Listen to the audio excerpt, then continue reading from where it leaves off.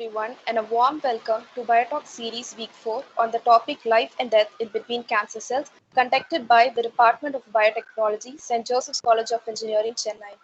Before we begin with the session, I have few instructions to be followed throughout the session. Please mute your microphones and do not introduce yourselves in the chat box. Post your questions in the chat box and it will be answered in the Q&A session.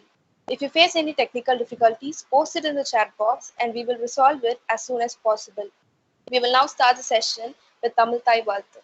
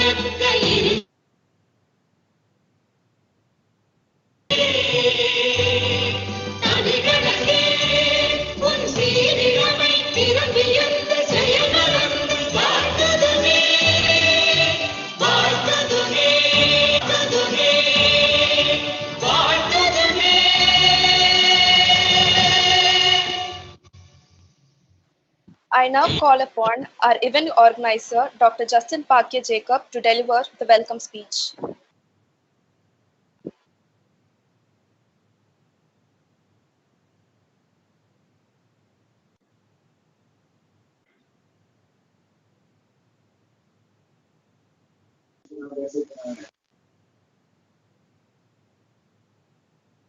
Thank you, Helen. Is it audible? Yes, sir.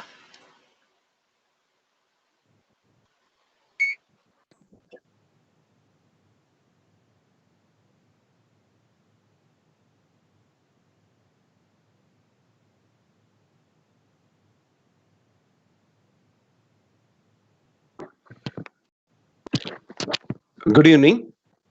Welcome you all for this BioTalk webinar series week 4.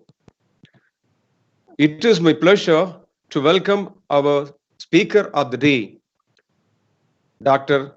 Shiv Poojan from Sydney Kimmel Cancer Center, Thomas Jefferson University, US. It is evening 5 o'clock for us in India, but it is the early morning in US. Whenever I approach Dr. Shiv for this program, without any hesitation, he has accepted our invitation and joined this program for deliver his wonderful speech on this day. I welcome all the participants from Indian universities, various professors, HODs, and scientists, and research scholars in India and also from various universities abroad. I also welcome all the teachers who has joined in this program from various schools in Tamil Nadu. With this few words, now may I invite Dr. G. Srikumar, Head of the Department of Biotechnology, to deliver the inaugural speech.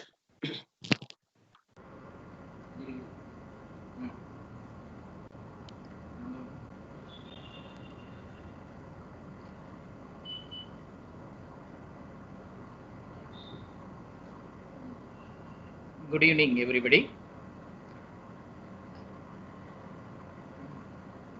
Welcome you all for another BioTalk lecture series, week 4, hosted by the Department of Biotechnology.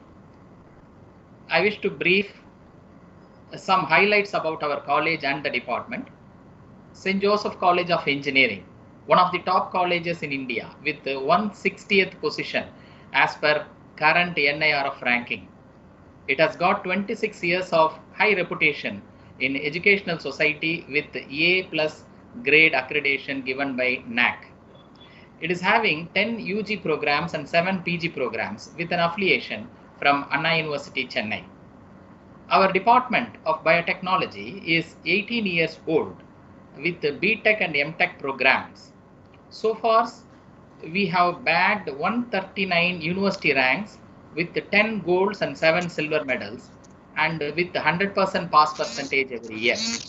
The department has got high-end laboratory facilities and fetched research center recognition to do PhD program and have more than 1.1 crores of rupees as government funding to conduct research.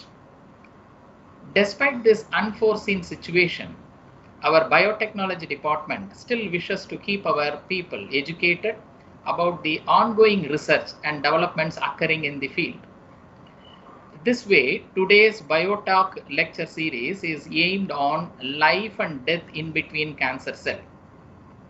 Cancer arises from the transformation of normal cell into tumor cell. It is because of the interaction between person's genetic factor and 3 major external factors that are physical carcinogens such as ultraviolet and ionizing radiation, chemical carcinogens, at least 66 known potential carcinogenic chemicals are disclosed such as asbestos, aflatoxin, components of tobacco smoke, etc.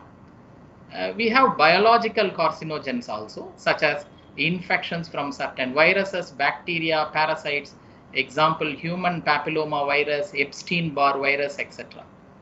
Recently, the International Agency for Research on Cancer has categorized red meat, that is salted, smoked and cured beef, lamb or pork, etc. as high risk potential cancer causing agents. Cancer is the second leading cause of death and around 9.6 million deaths happen in 2018. Globally, about 1 in 6 deaths is due to cancer reason only. The world of scientific community is fighting against the chronicles of cancer.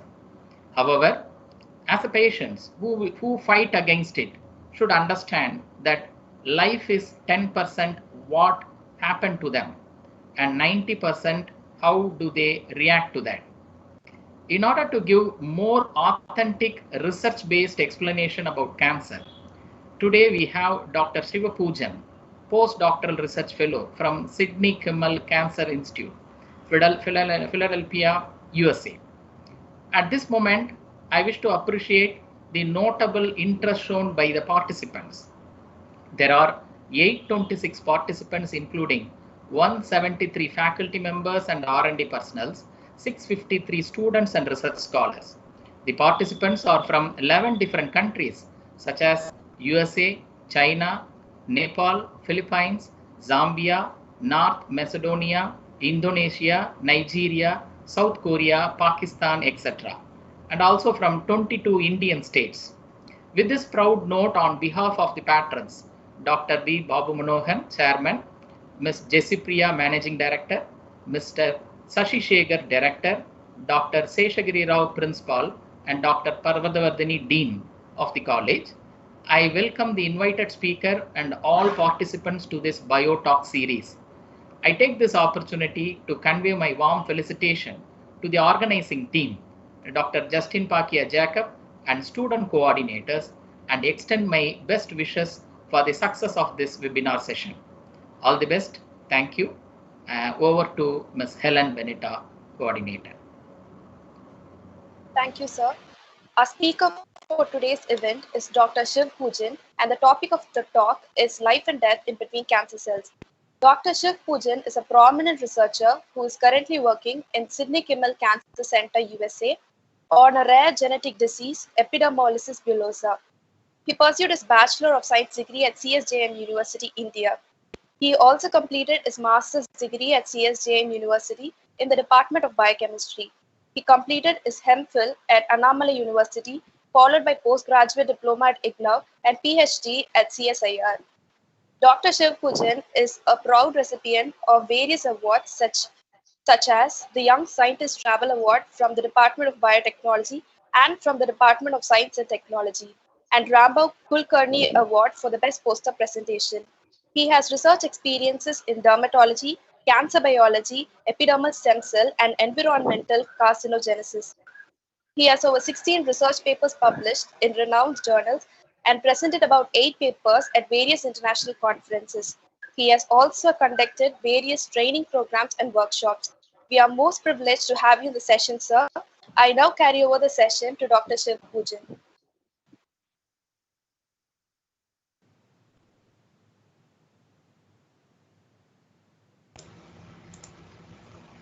Thank you, Helen. And I'm sharing my PPT here.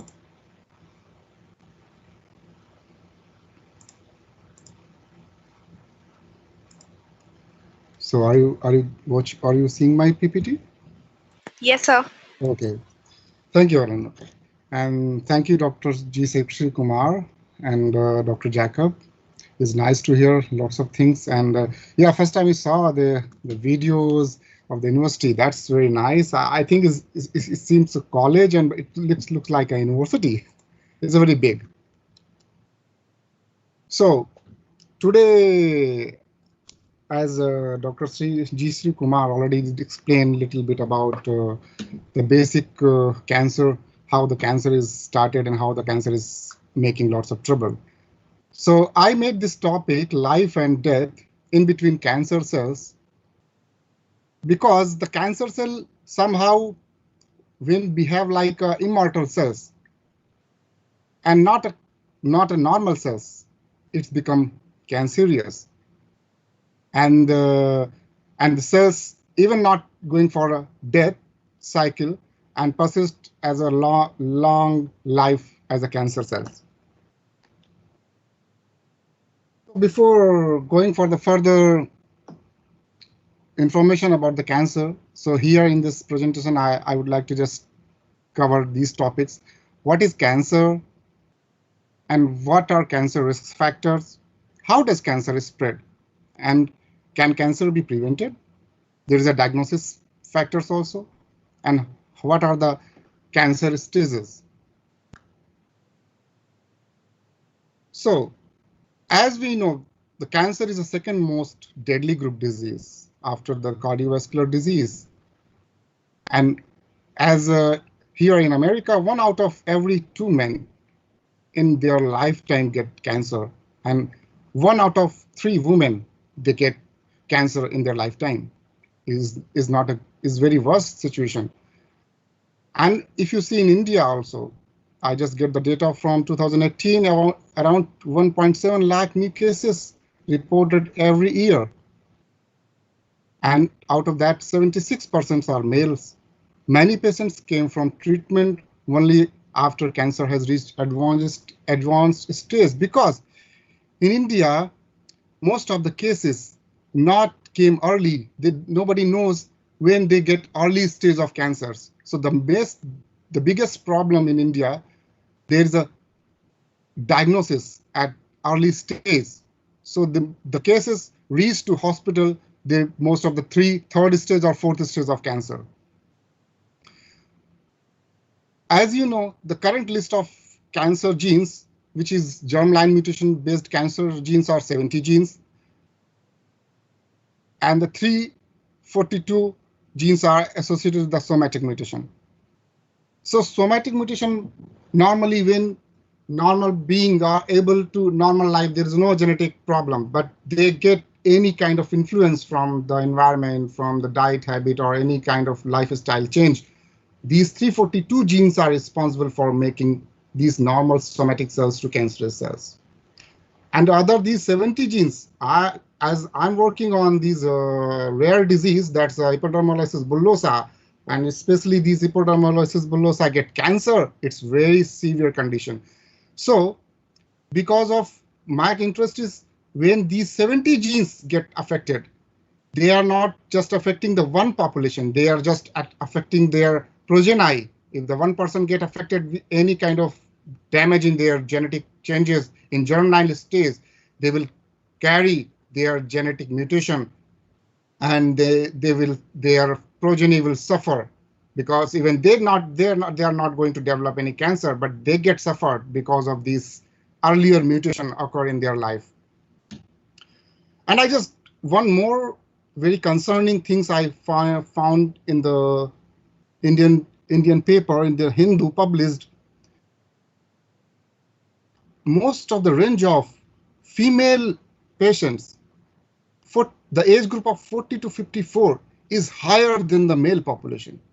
And it is very alarming situation for the female population in India, because these population is more vulnerable and they used to get cancer very easily. Or normally ovarian cancer cases are very prominent. That's why the 40 to 54 age group is showing higher number of cancer rate in female. So today's objectives I'm covering, and after ending this session, maybe you all understand what cancer is, state how a cancer diagnosis is made, identify cancer risk factor, and understand the importance of cancer stage. And there is a therapeutics, new therapeutics in techniques, what techniques are useful for cancer treatments. I also cover these. And also I discussed what is my part in this cancer research. So as Dr. Sri Kumar has explained a little bit about the cancer is not just one disease, it's a group of disease. And if we call group of disease, means if any cell of your body is not any foreign element changing your things or cellular homeostasis, it's in your cancer cells always in your body, but they are not active in form. That's how they maintain their status. For normally the cells is growing and their cells growing for the normal growth rate, and they died after their lifetime, their life period. And the cancer is abnormal growth because they disturb somehow because of lots of factors. Each cell contains a set of instructions. Basically, there's a genetic material. That's, the DNA. If certain things happen in DNA, even normally every DNA change in particular life, in a particular population, we call this SNPs, a single nucleotide polymorphism. That's one kind of mutation, but that mutation is useful because somehow we change our identification from our other people. So and you see there is a certain changes in morphologically behavior. Every changes because of SNPs, but these mutations is not harmful. Sometimes if SNP is in some trouble, they also give you a mutation that cause cancer.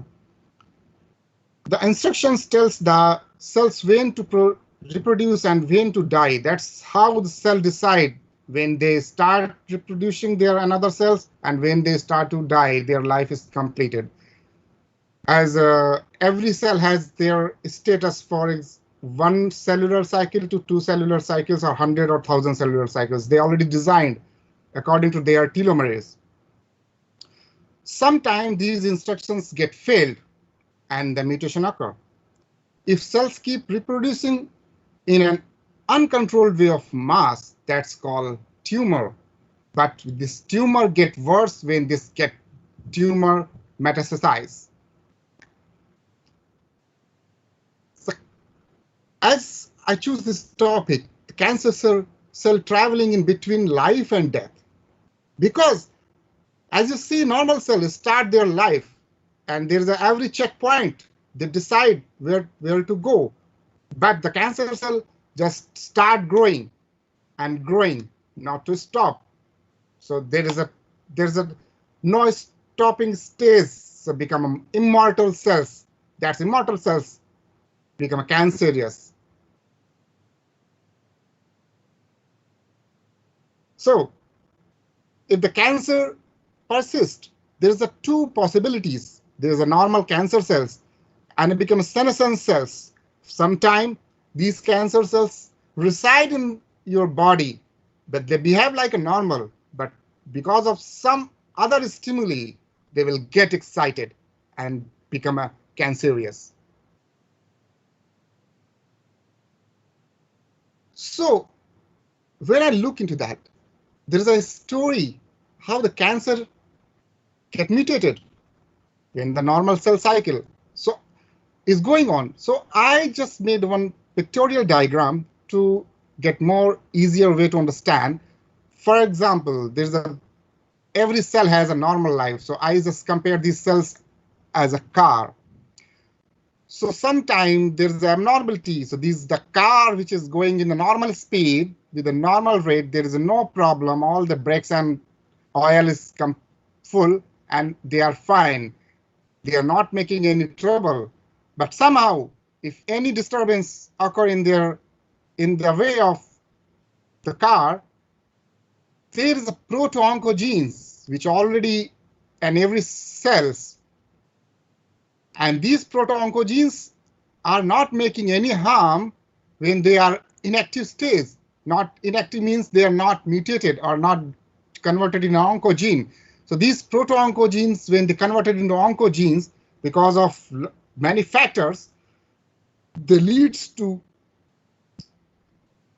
not able to stop that car, that cell, and these cells start moving fast without any control, and they become cancerous. And the thing is, when the genes are, you get the 2 copies of chromosomes. If the 1 copy is get mutated, the chances are, if you see most of the genetic disease, there's a one like females are getting cancer from the parent, but not the male population get the cancer from their parents. That because of if the mutation occur in one set of chromosomes. And also the mutation not only happen once, it maybe has multiple time mutation and it will cause multiple damage. Somehow cells is not able to repair those things. Just last month, a very big discovery published in a Nature journal, and they are describing how the cancer evolution occur and how the cancer, when the cancer initiated and how then the progression will start. So in the right side, there's a pictorial diagram. I just explain in a very easiest way. These cars get messed up and they piled up because of a big accident. So you don't know which car is responsible for this trouble. If you see closely, this red color car may be the first driver car which get disturbed. And because of this car, all other normal cars, they are coming in a normal way, they also get affected. So why I'm saying this picture to compare with the cancerous population, or if one cancer cell get affected by any mutation and that cells get abnormal, there's a high chance to their nick environment get affected. And if they get affected, every other normal cell also start behaving like a cancerous. So when the gray, you see the gray population, normal DNA replication is there. There's a normal organ development. But when any precursor lesion, any damage occur, there's a multiple time these lesions may maintain and they will change their normal status to divide faster. If they're capable to repair it, they will repair it. And there is also other mechanism.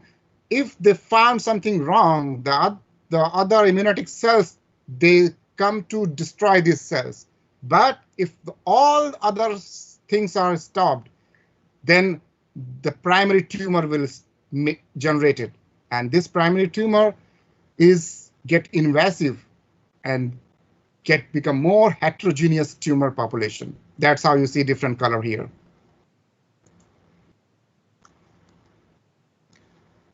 So as I said, the tumor can be benign or malignant.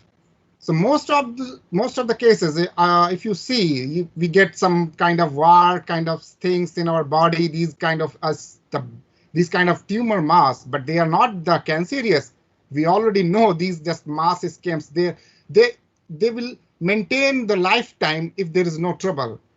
But if this benign tumor get any exposure, for example, if you have certain kind of tumor, and if you eat something bad, chemical carcinogens also there, environmental factors is also there. So lots of other factors. There's UV radiation. As I'm a dermatologist, my work is basically based on skin. So if I say the UV radiation will cause the big trouble, and these normal benign tumor become malignant, so they start hyperplasia, dysplasia, the in situ cancer, and then invasive cancer. The invasive cancer get into all the bloodstream, and they travel all around the body, and they get migrated. And where they get migrated, they will generate their site tumor. So this is the final stage of the cancer. When you see the fourth stage, when the cancer is malignant, it's very hard to cure, because in that case, you cannot see where our treatment is going on. And the thing is, what causes cancer? There is a lots of things.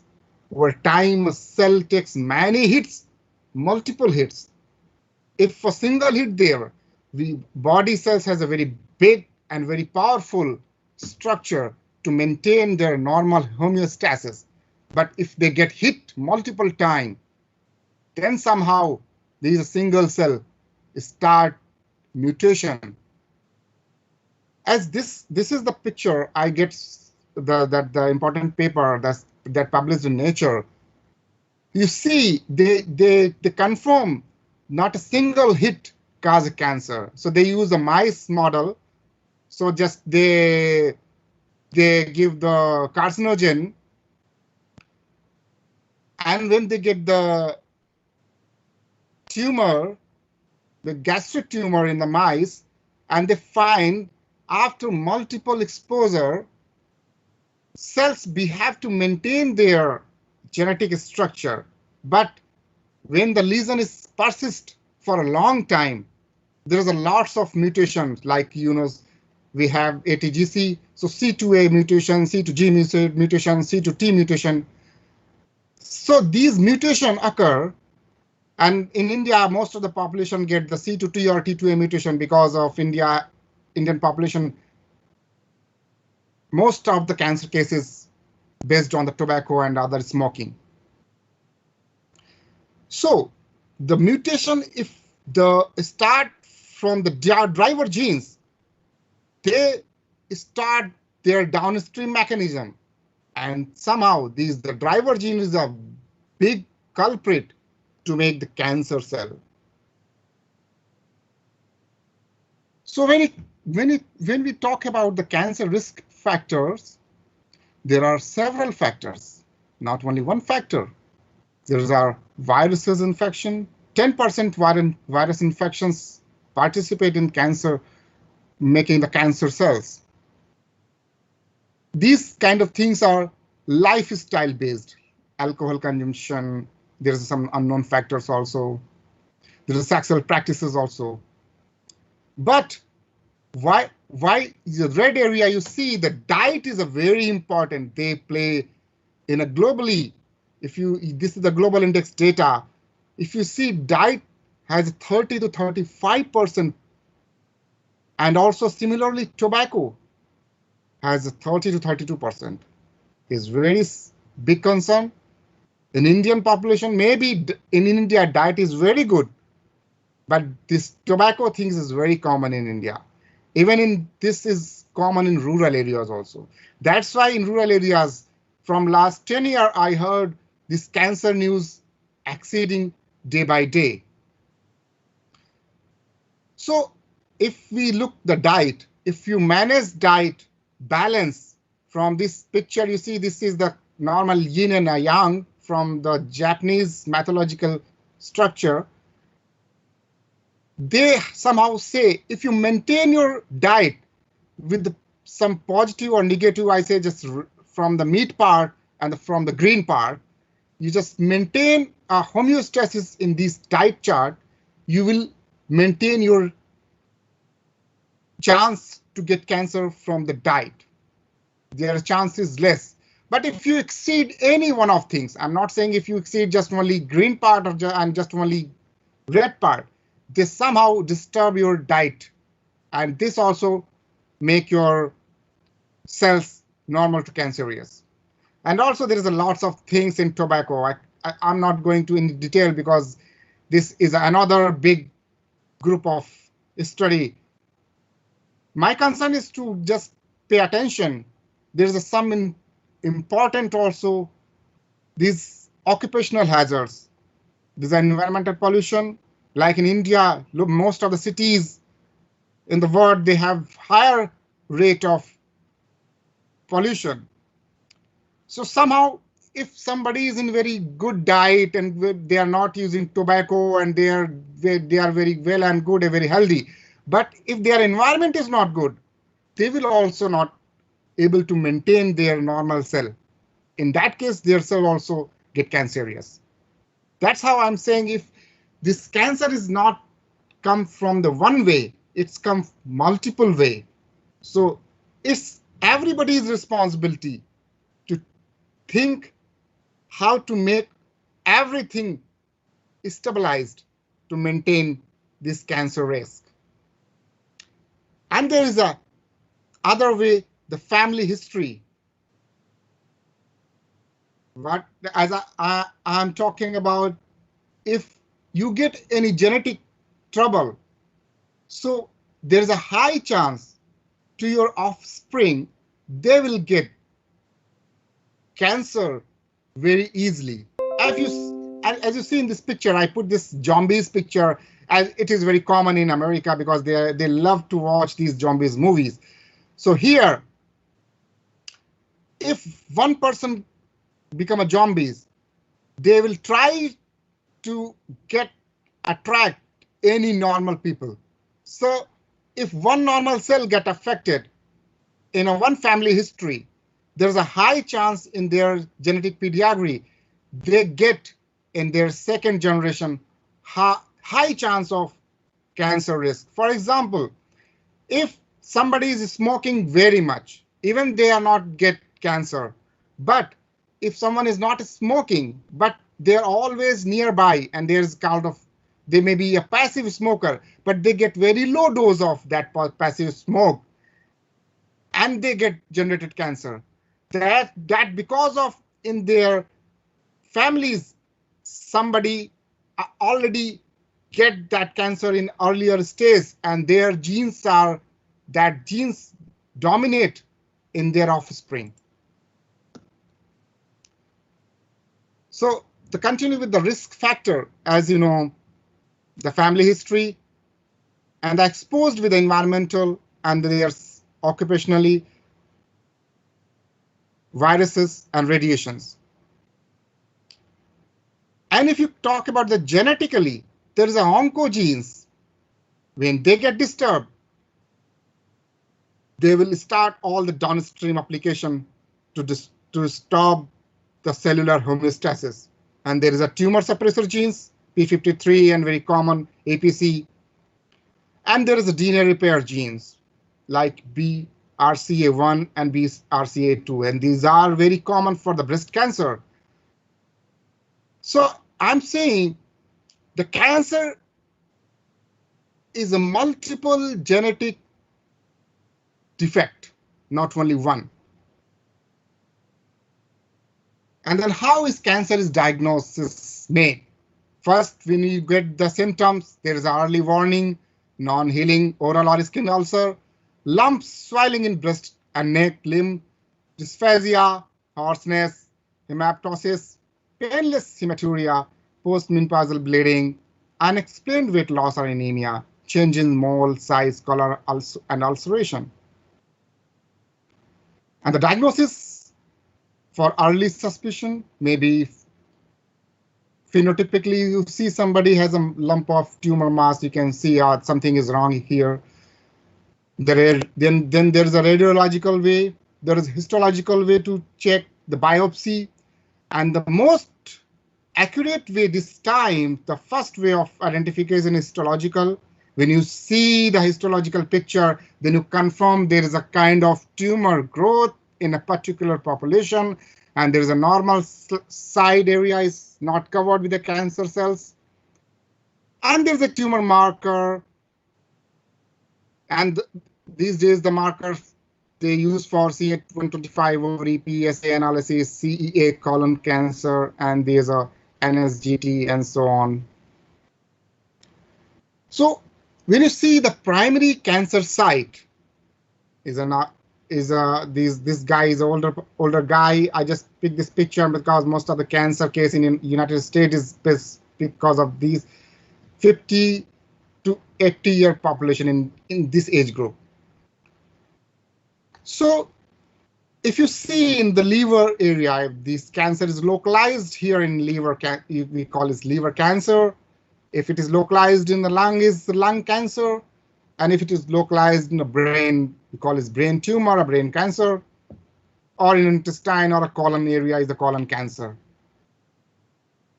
And also in a gastric cancer. So most of the Central Asian countries like China, Japan, and South Korea, they are very much affected by the gastric cancer. And if you look the histology and the morphology of the cancer in the liver, you see the white patches is a very metastatic tumor here, and their histological picture. And you see the lung cancer also is very much bulging with the tumor cells, is a yellowish structure showing lots of tumor cells in this lung. And also in the brain cells. Similarly, in the colon cancer, there are lots of nuclei with the tumor cells. And in the gastric cancer also.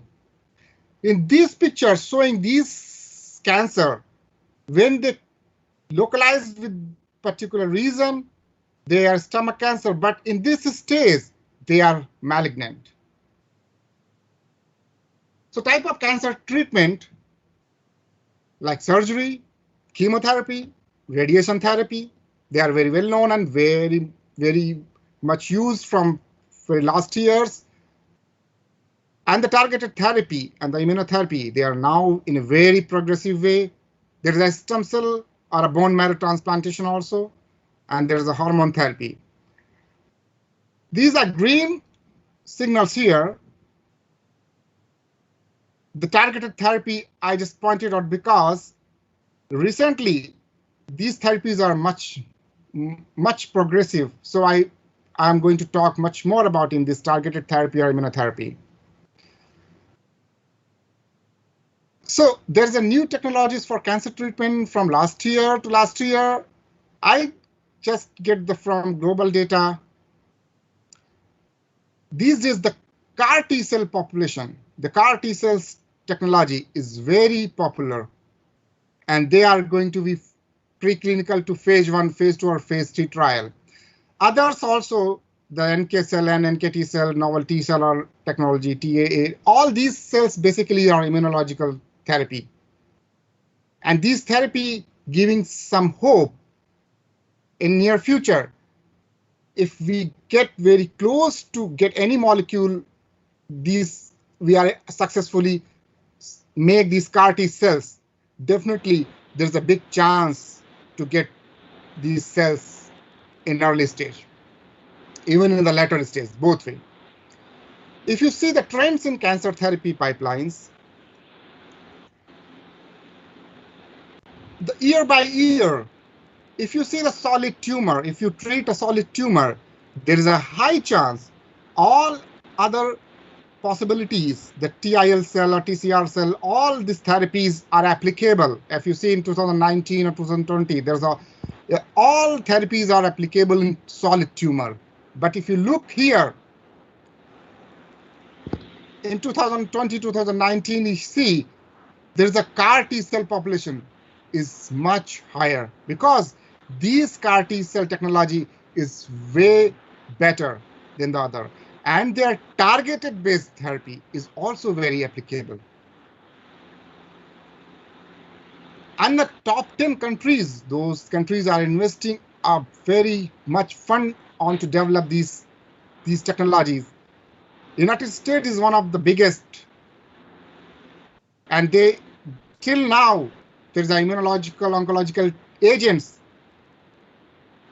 around 1,837 molecules till now they identified, and out of that there's a 295 active molecule. They are now used in America. Even China is also using lots of clinical trials and lots of molecule identification. And if you see the top 10 countries, the Netherlands, Canada, Switzerland, France, South Korea, Japan, and Germany, and UK also, they all are doing well. But if you see the graph, US is doing much, much hard in this T-cell therapies. So if you see the overall overview of 3,876 active molecules, and these molecules, the green saying only 620 approved till now, and they are now used for treatment of cancer and different cancers. And if you see the immuno-oncology global drug development, and if you see the graph here, the pie chart showing most of the CAR T-cell technologies, China is using a huge number. India is doing also in one location, but is not in a big number. And other countries as well. But in both two countries here, China and USA, they are focusing more on this immuno-oncological technology. So now I come to my research path where I started. So I started from CSIR. I used to develop engineered epidermis in the lab. So I started in the mouse and also confirmed in the human population. I just take the skin sample from mouse as well as from human sample, and then get isolated epidermal stem cells. And from these epidermal stem cells, I developed the method how to regenerate these stem cells to become a skin cells, to become a skin, complete full skin. And that skin may be useful for grafting also. But my purpose to understand the cancer population, so I checked arsenic toxicity, because my project is based on the arsenic toxicity. So I used to use this arsenic, and I get lots of research paper based on arsenic toxicity. And this arsenic causes cancer. And this arsenic causes cancer not only in a single stage, that cancer may be in a genetic way. I will discuss in more detail. And that work, when I established this work, I published in a good journals. And then I moved to South Korea, where I continue to identify these cancer cell population. Here, I developed a new method to change the cancer cell to normal cell with the help of reprogramming factor. As you know, reprogramming factors, Japanese scientist Yamanaka discovered if you put these 4 genes in any normal cell, so any normal cell become a pluripotent stem cells. So my idea is if we use these 4 factors in a cancer cell, what will be the changes in cancer cells? So I just get publication in this work also. In this picture, if you see, there's lots of heterogeneous population, and when we put the reprogramming factors, these one population is become normals, and they are more homogeneous. So this homogeneity is also a big change in the cancer development, basically in the recurrent of cancer. When you treat some cancer with a chemotherapy drug, but somehow you see in lots of cases relapses because of cancer drug resistance. So my idea in this work to find out these resistance cell population and how to change this resistance cell population to become a normal and get this drug, and they will die normally. And then here, last year I published one paper which is also related to cancer, but this is more related to tobacco smoke cancer. As I discussed, I isolated skin stem cells, and you see the picture here. I made my reconstructed epidermis is an intact skin from the patient samples, and this is stripped one. And then I use the environmental factor to induce these skin cells to become cancerous. So for this, I use arsenic trioxide. And this arsenic, when I saw, somehow changed that normal cell to early stage of cancer cells. As you see, arsenic is not giving a cancer in a very short period. It will take long life. So arsenic is a kind of chronic exposed metal that cause cancer in a longer time.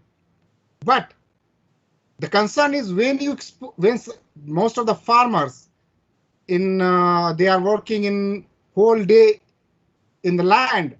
If arsenic is there in their body and they get exposed by the UV radiation, then the chances is very higher to get cancer in their body. So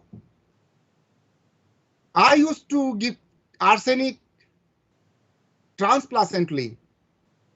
And this transplacentally purpose is to understand if I give arsenic to mother, what are the chances to their litters or their pups get exposed by any changes in their genetic material, or their stem cells are in normal stage. So for this reason, I expose this mother with the arsenic diet, and then we isolated skin from the pups, and then isolated stem cells from the epidermis and checked these toxicities much higher. And when you look at two doses, because I use one lower dose and one higher dose of arsenic, one lower dose is minimal, because if WHO recommendation is 10 ppm, I just use 10 ppm to 42 ppm. And you see a big number of changes here. Is a control. First one is a control, second green here is a low dose and is a higher dose. So definitely higher dose will change lots of in their genetic material, but low dose also affect the cancer cell population. This is the normal cell population. So for this, I just try to confirm this experiment from in vitro to ex vivo. So we get the cells, these transformed cells, and put into the nude mice. And when we see after putting these cells into nude mice, there is a small lump of tumor mass is developed. Is a positive control here. First one and second one is a arsenic exposed cells. I introduce these cells into this nude mice, and this is a control one. So this is the first important things we get from this arsenic. This exposure give in the counterpart population in the F1 generation to generate cancer. There are high chance to generate cancer in this population. And the last one, I want to make something to eradicate or somehow reduce this population, cancer cell population. So I use two nutraceuticals. These very common, as you know, the curcumin and another selenium. I use these two combinatorial therapy. Same way I just start giving the diet of these two nutraceuticals at the same time when I give the arsenic, and did the similar thing. And after whole experiment, I found they reduce this arsenic burden. And then what I did in South Korea, I exposed the lung cancer cell population. These lung cancer cell population exposed with reprogramming factors, and this reprogramming factor change these cancerous cell to another kind of cells. Even still we are working on it to identify what kind of cells is, but their behavior is completely changed from their lung cancer cell population. Even they are not coming from the same marker is not coming in their lung cancer cell population where they reside. So we in this experiment we confirm these cancer cell get a transition.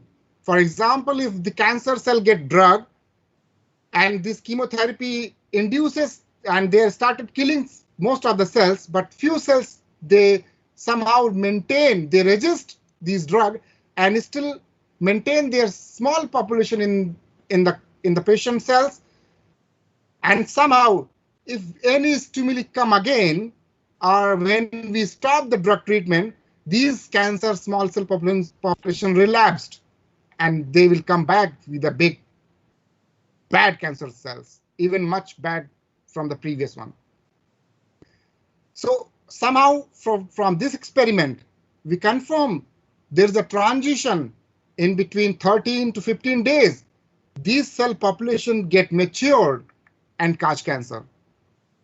So what I did, we collected one of single cells, and each single cells I get sequence. So this is the sequencing data from 10x Genomics to get one single cell has changed any genetic behavior or any morphological changes. We confirm this thing after we get this data. As population is migrating, these are one population, red to orange to green, and this last one is the heterogeneous, is showing this. The orange is the transition where cells maintain from 13 to 15 days, and between in this stage, if we plan our drug management, in this case we can easily manage to overcome this reoccurrence of cancer cell population. And in the last, here I'm working on epidermolysis bullosa. This is a very rare disease. Like you heard about the xeroderma pigmentosa, this is also a very rare disease. And in this disease, in epidermis skin, we have epidermis and dermis. So in the epidermis and dermis, we have collagen to attach epidermis to dermis. If we lose collagen 7, 1A1, somehow disturb the dermis to attach epidermis. That is the major cause of this genetic disease. And this genetic disease not happen after any other exposure. This came from their genetic pedigree. So in that case, if this skin is not attached with dermis, it start making blisters and is really very painful. If you see, look, is their chest. It is in chest, but some patient has in hand, there's toes everywhere. In lips also is very painful, and because of genetic disease, this started from the birth. That's how it's very severe. And I'm working on if these EB cells, these epidermolysis bullosa, get any exposure. For example, if we get a scar and this scar get exposure of UV radiation, their chances are very high to get squamous cell carcinoma. And this is the stage when this disease get very worse. And my main work is to find out the molecule. So I am right now screening FDA approved drugs, or more than 2,000 drugs, to find out one single drug to somehow reduce this growth of this purple cell population. These are squamous cell population in epidermolysis bullosa. So we find out enzyme which is very responsible for making this squamous cell from this particular disease, and we are looking to somehow inhibit this enzyme, and we are working to make a transgenic mice.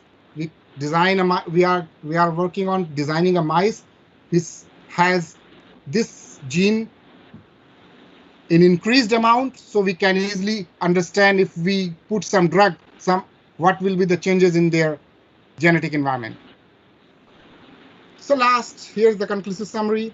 The cancer is not disease as we confirm it, is a homeostasis disturbed by cells. Successfully, I attempted the pure population of epidermal stem cell, that what I did in my PhD. Changes the gene expression profile, which related to the tumor initiation. And the prevention also, I did these combinatorial drug to prevent these effect. And the recurrent cancer will change after the reprogramming of cancer cell population. So that's, and this I want to acknowledge these people, they helped me from my PhD to my here senior postdoc.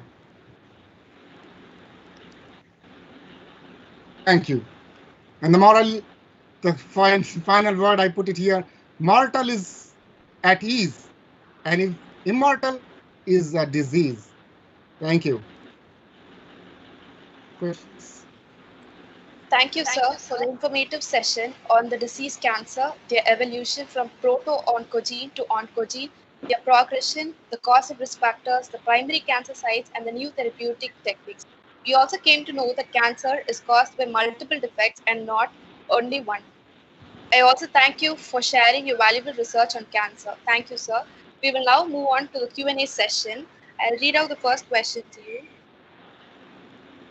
The first question is, how successful is a nanotechnology-based cancer treatment at present? Can it be a great replacement to chemo or surgical treatment? Yeah, so these days, lots of nanoparticles synthesized. Basically, if I talk about the curcumin, say there's the titanium oxide, or lots of nanoparticle-based small molecule, they are giving these drugs to in some stage. But right now, if I say practically, all the molecule, if you say the nanotechnology is just a very nano form of any molecule.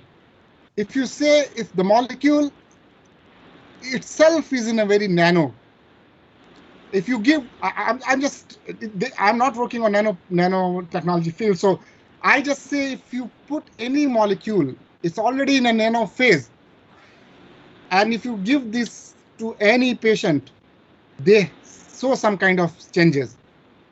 So these days, already these nanotechnology based, some are very good. There were some, I heard some synthesized impregnated nanoparticle like titanium dioxide. They are doing very well, but yet not proved. So I cannot say is exactly what they changed. The chemotherapy are much better therapy than the previous one. I'm not sure about it, but definitely these days, most of the concern is immunotherapy.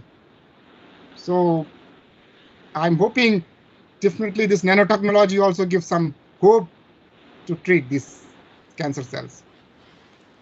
Thank you, sir. The next question is, how the environmental factors in epigenetical studies gives information of one place related to cancer possibility in people, those who are living in another place? Can I get in, just give me some more clear? I just missed the point. Can you say it? I'll read it to you again. Yeah, thank you. How the environmental factors in epigenetical studies gives information of one place related to cancer possibility in people, those who are living in another place. Right. I understand. So for this, if you say, one example I am telling you, for in South Korea or Japan, these countries are very much affected by the gastric cancer gastric cancer, because before 30 years back, these countries are severely affected by the food habits. Because of that, they are now suffering from this disease. this gastric cancer, basically gastric cancer. So I suggest this because of these environmental effect at that time will still they are facing this trouble epigenetically. That's how these epigenetic changes somehow persist there, and they are getting their situation to become a we can say this environmental factors also. They are affecting this because of this. So if you apply the same statistics in India, we cannot say the same kind of environmental factor is making gastric cancer in India. Maybe some other factors here. So that's why these days most of the microbiome research is going on. They are checking the particular environment. For example, if you are living in Bangalore or somebody living in Kashmir, the both two places are climatically different, but if their epigenetic changes completely varies because of their environmental climate or environmental factors. So this is based on the place where they started and the environment. Thank you, sir. The next question. Can we add the antioxidants directly into the cancer cells to know its anti-cancer activity?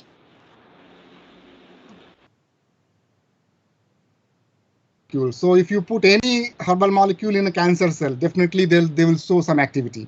But this is not the cure. The thing is, the cancer cell is somehow stopped. We need to follow the death cycle. That's the main goal. If you just try to use any nutraceuticals, they will definitely give some rest, some kind of effect to stop at the cell cycle divisional stage. Maybe they will arrest in G2M phase, but they will not maintain this phase for long term. If you stop adding, for example, if you take curcumin or any herbal things every day in your life, may somehow you maintain your life. But if you, in the same time, you start eating the bad food or you exposed by the chemical, you exposed by the UV, definitely when you stop eating these nutraceuticals, you will get the cancer. That's how they somehow maintain it, but they will not. These kind of nutraceuticals is not the. They can preventive medicine, but they are not the medicine which can treat the cancer. So you can use these nutraceuticals or antioxidants with any other chemical compounds or any other molecules which are targeting those cells to decide these cells for the death pathway or the death cycle. That's how it's useful. Thank you, sir. And the next question is, P-glycoprotein receptor modifications makes cancer resistant to chemotherapeutic drugs. Is it possible to use virus vector as drug carrier to overcome this? Yeah, these days lots of work is going on this virus-based therapy also. But as you know, you are putting one genetic information with another genetic information. Somehow it is useful, but these inactive virus particle, they change. Yeah, definitely they're useful, but how long they will maintain, or every time like a vaccine, if vaccine will develop, definitely this is a very promising field. So is a possibility, but as the possibility is when the cell is in early stage or is homologous clone. For example, if you have heterozygotic clone, lots of heterogeneity in the cell population, you designed one receptor in a particular cell surface glycoprotein, but another which cells is heterozygous from the previous one, then how can you design the same? So at the early stage is very applicable, but in the later stage is very hard to predict to reduce this heterogeneity. So that's how what I plan.